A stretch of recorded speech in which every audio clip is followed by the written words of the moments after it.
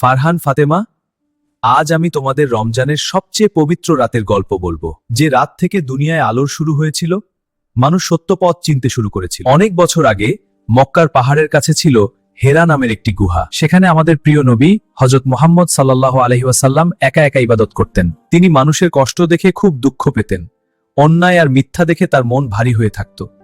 তিনি চাইতেন পৃথিবী আবার সত্যের পথে ফিরুক। তাই তিনি গুহায় বসে আল্লাহকে ডাকতেন আর গভীর চিন্তা করতেন। বাবা, এত অন্ধকার গুহায় তিনি একা ভয় পেতেন না? না বাবা, কারণ তার হৃদয় আল্লাহর ওপর ভরসায় ভরা ছিল। কিন্তু এক রাতে এমন কিছু ঘটল যা পুরো পৃথিবী বদলে দিল। রমজানের এক বরকতময় রাত, হঠাৎ গুহার ভেতর নূরের আলো ছড়িয়ে পড়ল। ফেরেশতা জিব্রাইল আলাইহি ওয়াসাল্লাম আল্লাহর পক্ষ থেকে এলেন। তারপর কি হলো বাবা? তিনি বললেন, পড়ো। নবীজি বললেন, আমি পড়তে জানি না। আবার বলা হলো, পড়ো তোমার প্রভুর নামে। এইভাবেই কুরআনের প্রথম আয়াত নাজিল হলো। সেই রাত ছিল লাইলাতুল কদর, যে রাতকে হাজার মাসের চেয়েও উত্তম রাত। এই ছিল আজকের গল্প। তো বন্ধুরা, এবার আমরা এই পবিত্র রাত নিয়ে একটি গজল শুনে আসি। মনটা ধুয়ে যায় দুয়ার জলে, রমজান এলো নূরের আলো নিয়ে, মনটা ধুয়ে যায় দুয়ার জলে।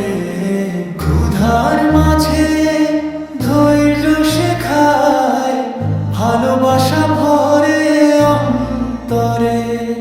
ক্ষুধার মাঝে ধৈর্য শেখায়, ভালোবাসা ভরে অন্তরে।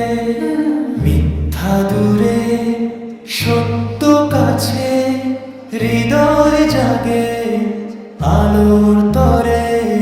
মিথ্যা দূরে সত্য কাছে, হৃদয় জাগে আলোর তরে। রাতের আকাশ দোয়ার ভাষায়, চোখ ভিজে যায় নীরব ঘরে। রাতের আকাশ দোয়ার ভাষায়, চোখ ভিজে যায় নীরব ঘরে। লাইলাতুল কদরের নূর নামে, ভাগ্য খুলে রহমত ভরে।